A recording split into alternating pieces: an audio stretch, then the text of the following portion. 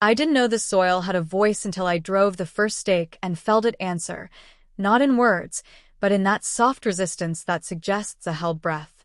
I told myself it was ordinary, the way Earth yields to plans it has no reason to understand. I told myself many ordinary things in that season, because I had promised my wife and our little boy a home, and there is no space for superstition when you are fitting dreams into frames and rafters and right angles. We bought 6 acres on the shoulder of a hill where a creek shot out of alder shade and crossed a meadow like a line of bright stitching. The town lay 3 miles away, a modest congregation of roofs and satellite dishes, 1 grocery, 1 church, a diner that closed at 3, and a hardware store with dim aisles that smelled of fertilizer and plaster. The real estate agent called our land well-drained. It was, except when it wasn't. After a steady rain, you could see low vapor lifting off the meadow as if the ground were steaming. Just morning breath, the agent said, laughing at his own cleverness. He claimed to fish the creek every June. He couldn't tell me what lived in it. I raised the frame with my hands, my brother's help, and a rented nail gun whose report sounded like an impatient god. My wife, Mara, arrived every evening with sandwiches and advice and unreasonably clean clothes. Our son, Elias, chased the shadow of the half-built house with a stick he called a sword and asked where his window would face. North, I told him. You'll see the field and the red barn at the Milner farm, and the sun won't blind you in the morning. He nodded as if this had been the bargain all along. The first anomaly was a smell. We were pouring the slab for the garage, just me and my brother, shoulders ache-stiff and baited with coffee, when the breeze shifted warm and sweet, not like flowers, but like something preserved in syrup. "You smell that?" he asked. I did, and the scent threaded itself through my throat and down into my chest, where it sat like nostalgia. There was nothing around us that could account for it. The creek ran clear and cold, the alders were still in their early leaf, and the meadow was a tidy mess of grasses. The scent felt old, the way an attic feels old before you see a single trunk or doll. We shrugged, because builders shrug. The cement took the sun, and the smell passed. These details are not the story. And yet they are, because there is a way the world announces itself to you by degrees, and if you don't write those degrees down, you are stuck forever with suddenness, and suddenness will unhouse you faster than rot. Mara and I moved into the house in late October, before the trim was up or the deck had rails. The nights were frosted and stung the lungs, and the stars felt near enough to pull a nail out of your pocket. Our first evening inside, with boxes stacked like little cities and Elias asleep on the floor of his new room, we heard the creek. Not the gentle hiss we'd grown used to during the day, but a murmur that had words in it. Not words I recognized, but the cadence of them. The house hadn't settled yet. The roof couldn't answer.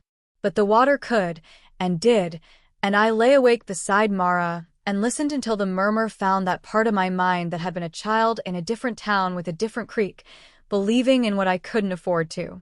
A house without furniture is a throat cleared for speaking. For days, we moved through rooms as if we were practicing our names.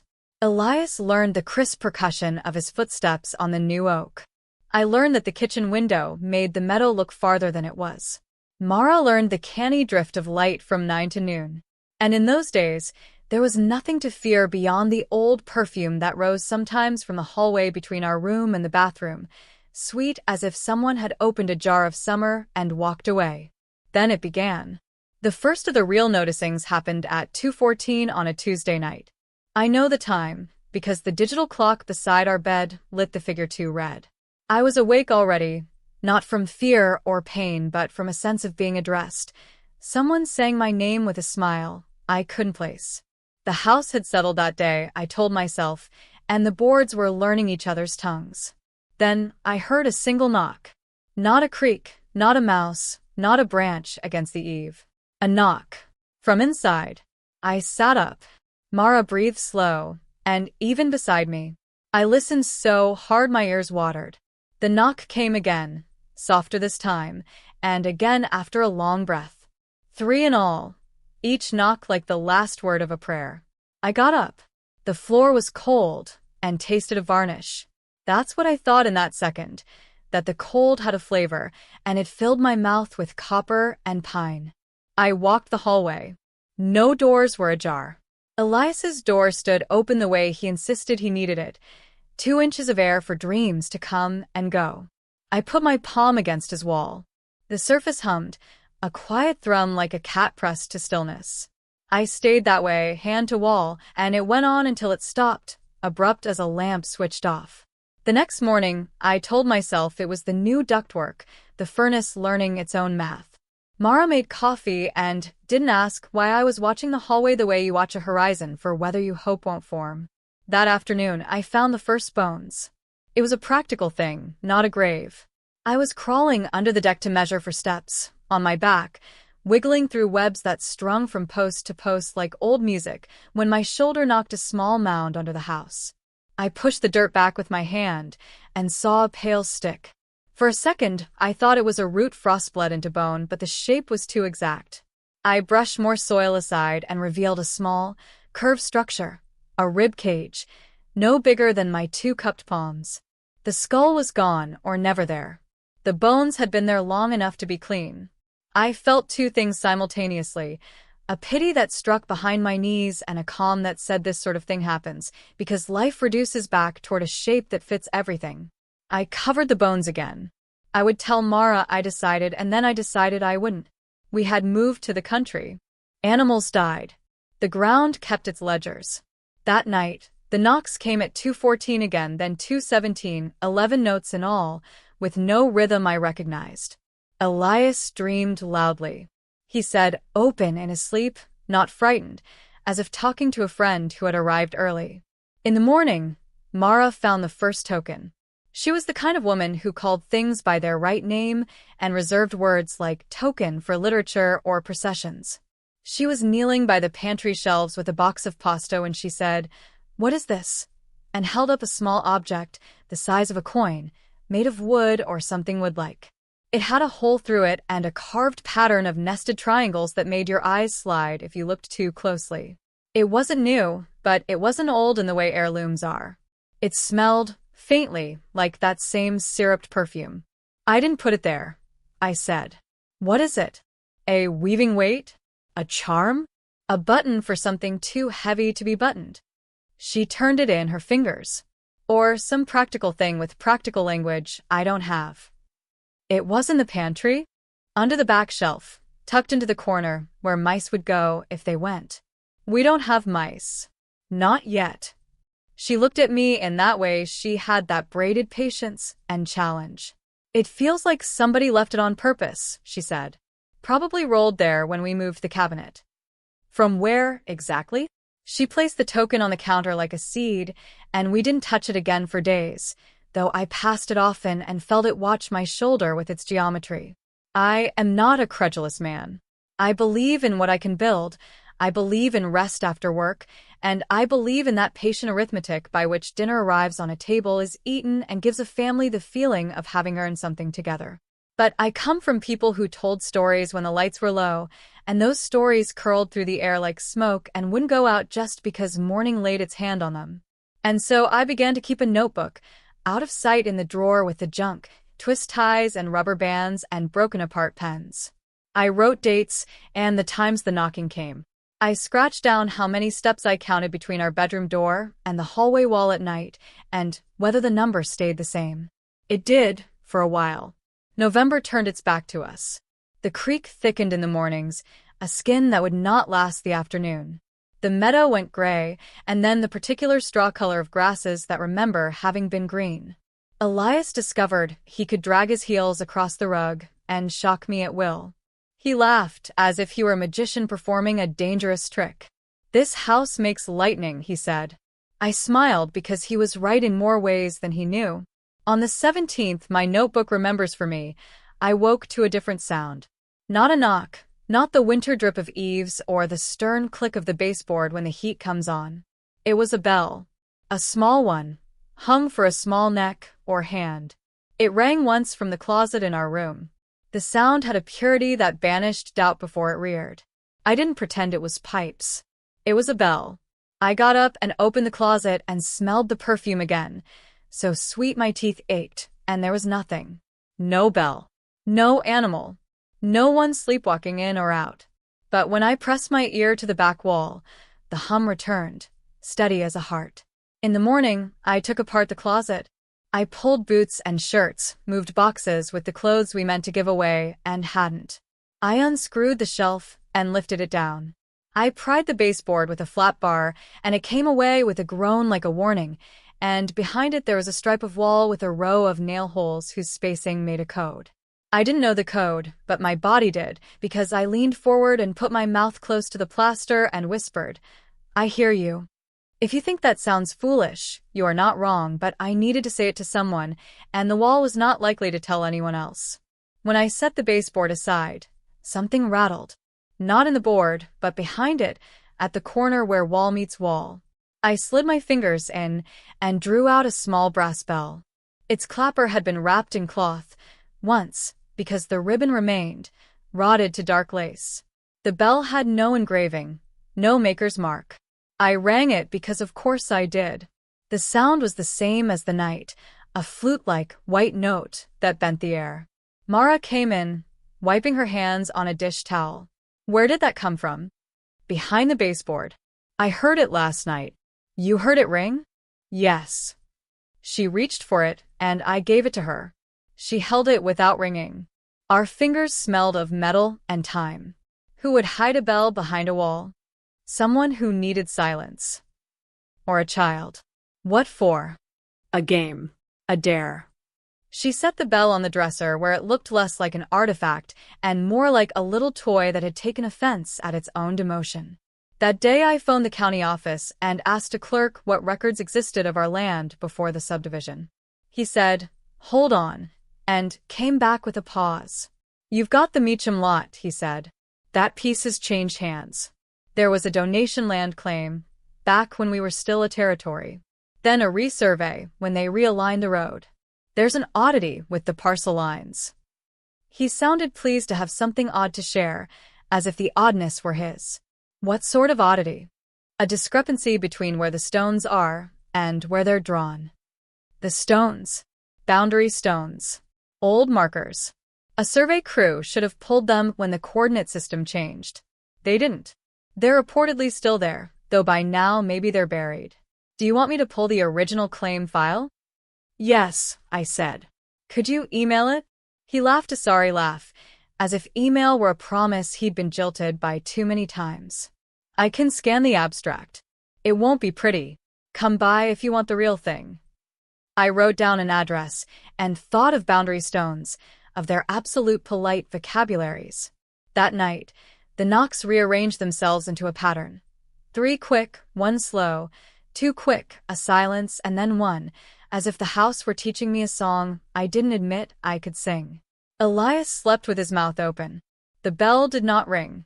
You will think that a house that knocks and rings and hums would be enough. You will ask why we did not flee into a rental and let some other glad fool inherit the soundscape. But do you move away when your child begins to speak? Do you say no thank you to the ghosts of language because the first syllables are strange? We had built this thing, and it had something to say. I didn't want to be the man who refuses to hear his own handiwork. I didn't want to discover that silence was not safety, but neglect. I went to the county office. The clerk had a narrow face and hair in the shape of a squirrel.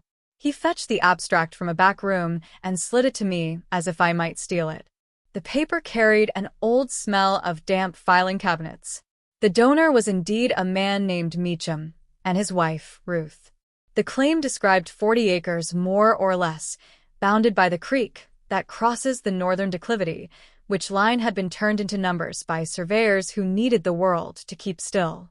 There was a note from 1891 that read, "Structure raised on the south bend, later removed," and another from 1923, "Boundary stone revised due to creek's altered course, witness trees used for tie."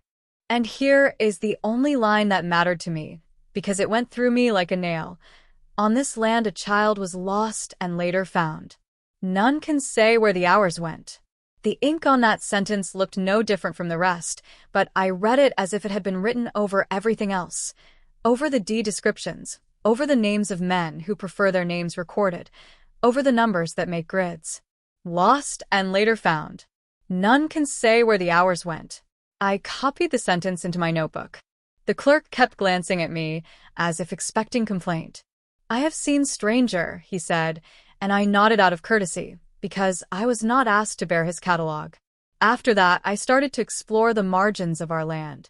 In the alderwood, I found a stone not large but significant, with a hole drilled clean through it and iron still rusting in the aperture. If it had been a fence post, it had outlasted its fence. In the meadow, I found a ring of mushrooms careful as a child's drawing. Along the creek, on a gravel bar, I found a penny, the old kind, dark and domestic, that had been hammered into an oval, as if to erase Lincoln's profile or spread him thin enough to see through. And in the late afternoon, when the light made a doctrine of every impress, I found, by the foundation, a series of shallow handprints in the original trench. I know they were not ours because they were smaller, and because there were 13 of them in a tidy parade, and even a child, tired of making the same print over and over, would not have kept the spacing so exact. I crouched and laid my own hand near one and felt the cold rise from the soil like reprimand. On the 23rd, Mara dreamed she was washing a window and her hand went through the glass, not cutting her, but entering a room that was not ours. Maggot-white walls, sunlight in a strip, and dust that moved the way dust moves only when something has just walked through. She told me the dream over breakfast, and I gave her the sentence about the lost child because I had to. She set her coffee down and was quiet for a long time. "Do you think we picked this, or it picked us?" she said. "It's a creek and a meadow and some wood with a shiver in it. And knocks and bells. And a sentence. And our son," she said, not accusing, but turning the page of the obvious. After breakfast, I checked the vents. It's the sort of thing you do when you are determined to give doubt a fair chance. I unscrewed the register in Elias's room to look for nests or toys or coins that had dropped and become instruments. I didn't expect to find anything, and I didn't, but as I replaced the screws, I heard Elias speaking softly behind me. "I can't hear you when you whisper," he said. I turned. He was not addressing me. He had that far-away look children get when they are exactly in the world they mean to be in. "You have to say it so my dad can hear," he said, and he hissed the word dad like it was something you could blow into a bottle to tune it. I sat next to him on the rug. "Who are you talking to?" I asked. He blinked, and the distant room in his mind swung shut. "The boy," he said. "What boy?" "The one who found the bell." "How do you know about the bell?" He shrugged, then smiled as if I were playing a game badly. He said not to answer the knocks. Elias said, and then he slid his cars into a line that represented traffic to him and terror to me. Have you ever been given advice by someone whose authority you cannot question because to question it is to concede that there is a ladder you hadn't seen and a sky you will never climb? I looked at my son, and he looked back at me with love so unjudging that my throat filled with rain. "Okay," I said. "We won't answer the knocks." That night, when the knocks came, I did not get up. And that night, for the first time, the knocks moved down the hall like something dragging a wooden spoon along a fence. Tap, tap, tap, tap, pause, tap. The sound stopped outside Elias's door. Mara and I lay on our backs as if arranged. The bell did not ring. The hum in the wall deepened until I could feel it in the bed frame. "Don't," Mara whispered, and I didn't, which is to say I did not get up to touch the doorknob and feel if it held heat or cold or some third temperature you only find in old churches and newborn rooms. In the morning, I went under the house again, not because I believed the knocks had a body, but because I needed to be near the bones I had found and see if they were the same as when I had left them. The dirt was damp with the memory of frost. The old perfume was stronger. I cleared the little mound, careful now, and saw that someone had placed a bead near the ribs. It was not the token from the pantry. It was a bead worked of glass or resin. Blue, the blue of the creek in noon shade, with a white dot at its center like an eye. I thought of the ancient charm against malice, the eye that stares back at the stare. I am not a man who wears such things. I am not a man who believes a bead can turn envy aside.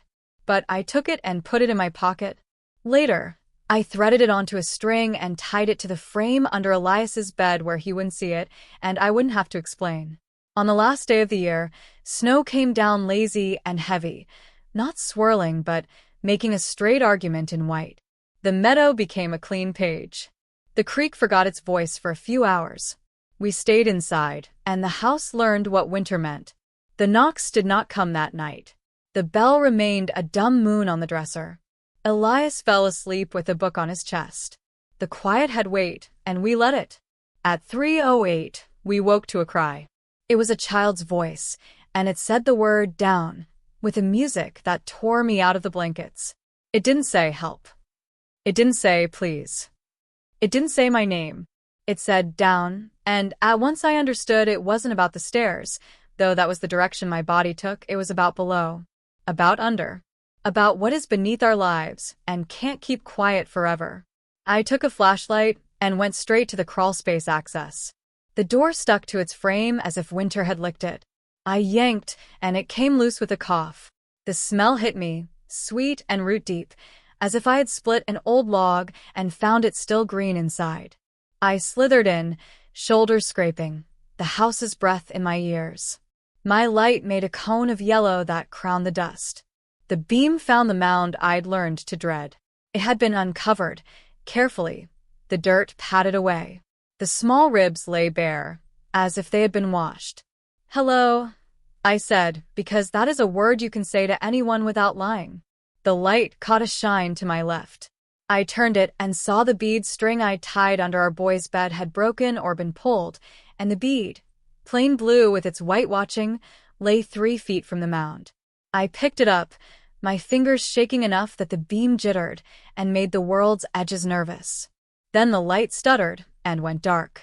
I slapped it and it returned for half a breath, enough to show me the curve beyond the mound, a depression I hadn't seen before, and inside that shallow bowl a second little skeleton, this one with a skull. Its teeth were pearl, and terribly new. I froze the way an animal freezes when it knows stillness is the only prayer left. "I didn't know," I said, whispering to the cold. "I didn't know." I don't know which of them I spoke to. Perhaps I spoke to the ground, the auditor of our arrogance. When I came back up into our bright, wrong house, Mara was standing in the kitchen with the bell in one hand and the token in the other. She held them like remotes with which safer channels could be found. "He's fine," she said before I could ask, and she nodded toward Elias's room. I went to the doorway and saw him sleeping, mouth open again, the bead's absence unnoticed. A fine powder dusted the hallway floor, soil or ash, I couldn't be sure. It made the air visible, as if the house had been shaken. "We can't say nothing," Mara said, and I nodded. "And made the calls you make for such a confession. The sheriff's office, who sent a man with weary eyes, the historical society, which sent a woman who carried compassion around her like a shawl, and the county, which sent a younger man with a camera and a need to say the right things. They brought me back under the house, and I lit it for them and pointed, and tried to keep the apology out of my hands. They were quiet in the way officials are quiet when the past has slipped a handcuff around the present. They gathered the tiny bones with the careful indifference of people who have had to learn to touch other people's dead. "You did the right thing," the woman from the Historical Society said, and I wanted to ask what the right thing is called when the wrong thing made it necessary. There were reports and photographs and the language that removes the pulse from a story. The sheriff's man said words like century and no foul play apparent and settler cemetery, and I stood beside him and translated his terms into the knocking language I had learned at 214. Someone once had carried these small lives to our piece of ground and given them to it. The house did not make the graves, but the house said their names in a dialect we could not bear forever. And then the officials were done and took away the lit bones box like cake, and the crawl space lay empty beneath our bed as if emptiness were a reward. The knocks ceased. The bell remained decorous. The perfume faded the way grief fades. Not gone, only less frequent. For a while, we lived as if we had been forgiven. Elias grew 2 inches. The creek remembered its murmur. The meadow raised out of straw and into gold, and then into green. We put up a rail on the deck because the law requires that bit of mercy. Friends came and admired the view and did not ask why a house with all its youth already carried the weight of history in its corners. I stopped writing in the notebook. I stopped listening with my ear pressed to plaster. There are seasons when you mistake respite for cure. In May, the hallway shortened. It is a thing I can say, and only I can be believed by. The hallway between our room and the bathroom shortened by several inches. I know because I had counted the steps at night, and because the trim ended at a different place in relation to a knot in the floorboard. I measured with a tape. 9 feet the first day and 8 feet 7 inches the next. I measured again, and again, as if my disappointment would change the number back. Doors that had fit perfectly now rubbed. A sliver of drywall, hairline in width, appeared along the ceiling seam. The house had not settled. It had gathered itself. That night, the knocks returned. Not at the old hour, but at 4:03, a time that meant nothing to me until the next morning, when I told Mara the new hour, and she looked up, eyes in that chasm light of memory, and said, "4:03 is when Elias was born." The bell remained still. The perfume did not return. This was a new thing, or an old thing using a different name. The house spoke differently now. Not with knocks alone, but with the warp of space. Rooms adjusted themselves infinitesimally so that our daily movements were no longer unconscious. The kitchen island was a fractional inch closer to the east wall. The window above the sink grew taller by the height of a cast-off nail. It was as if the house were making room. I put a pencil mark on the hallway plaster at my shoulder's height. The next day the mark was lower. Either I was a taller man or the hallway had gone on its knees. I asked the builder in me what he thought, and he said, "All envelopes change," which is a way of saying nothing could be expected to keep pretending it was the same every day. When the bell rang again, it was at tea time, which is not a time we keep.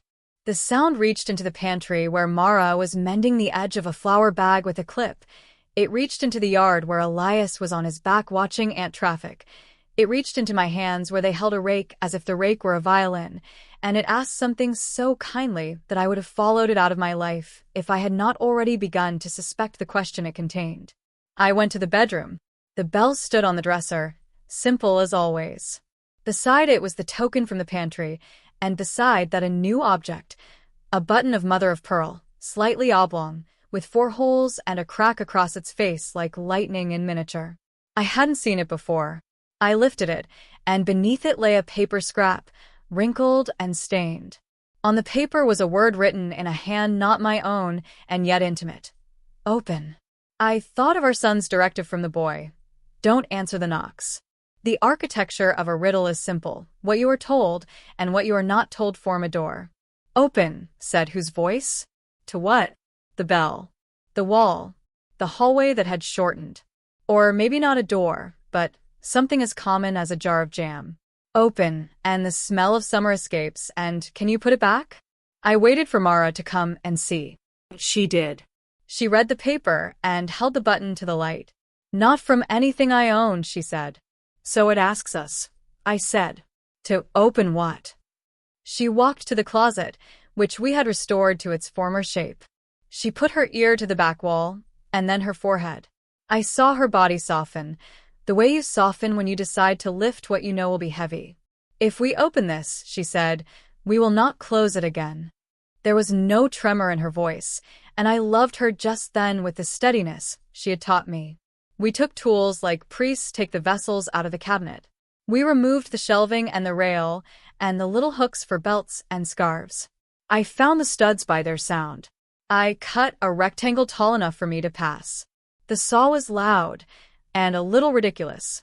Behind the drywall was nothing but the expected, pink insulation, wires in their yellow coats, a 2x4 grid. No hidden room, no scrawled sentence beyond. No hinge. Open, the paper had said. We had opened something. And the house, being a house, had its own interpretation. That night, at 4:03, the knocks rang like coins along wood again, not in the hallway, but within the wall we'd opened. I pressed my palm against the upright and felt the hum rise, and I understood that what wanted opening could not be opened with a saw. A hand had to do it, or a mouth, or something more expensive. You will say I am a man who had already decided to talk to air. You will say I chose the most dramatic path with the least purchase on sense. But I had been counting steps that changed beneath me. I had measured measurement failing. So, I did what felt as foolish as it felt right. I stood in the dark closet and I said, not with my voice alone, open. I said it not to the house, and not to the bones that had been removed, and not to my fears about the child in the abstract, and not to the sentence in the county records. I said it to the thing to which all houses are tuned, the part of you that is shaped like a door and does not want to be known. The room grew warmer by a breath. The sweetness returned, and underneath it the honest smell of damp dirt. The sound came then, not a knock, not a bell, but weeping. Not sorrow weeping, the soft body of relief.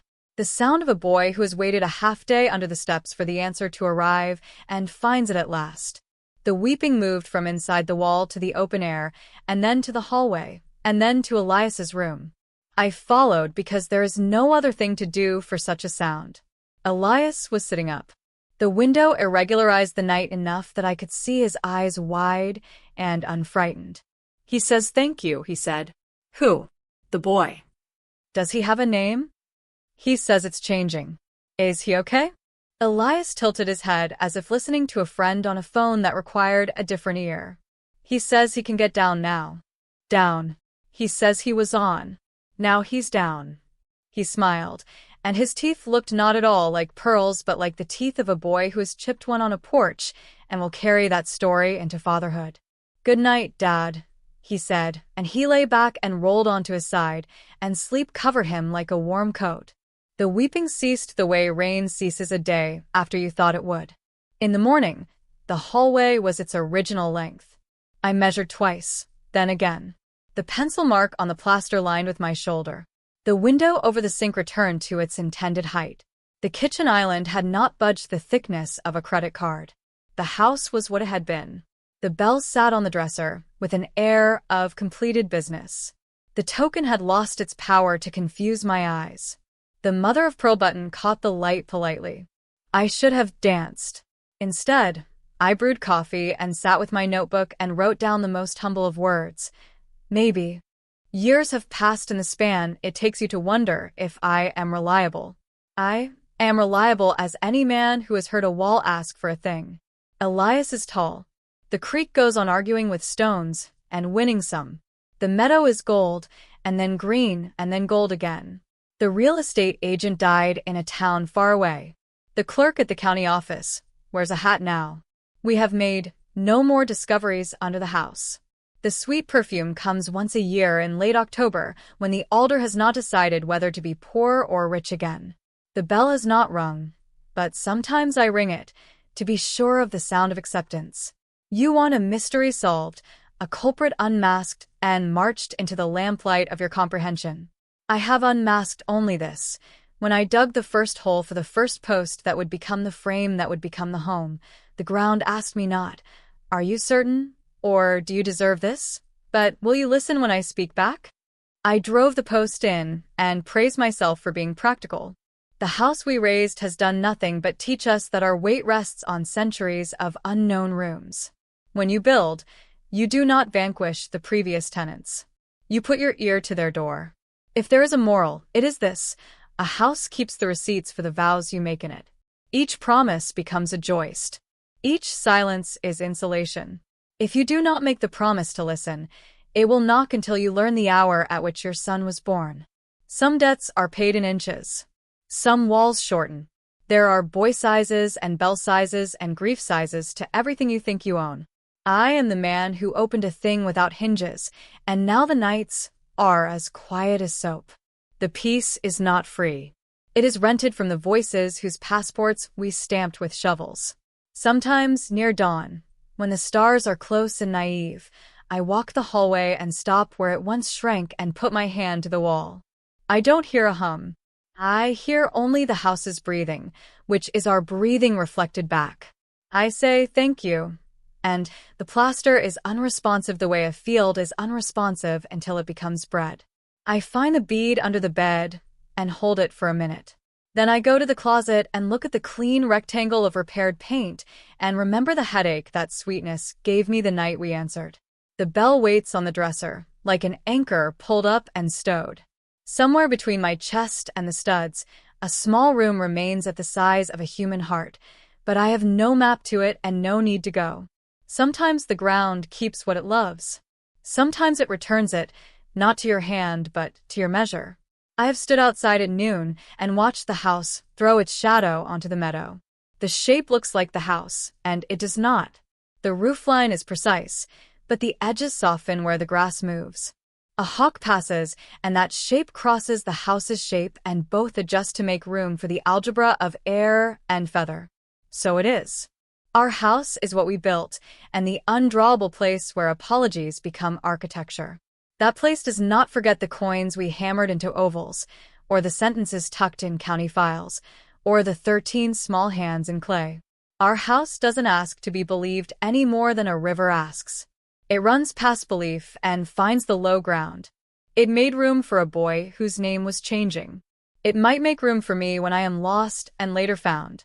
None can say where the hours will go, only that they will be taken up by something that recognizes the weight of our feet moving through the rooms we think are ours.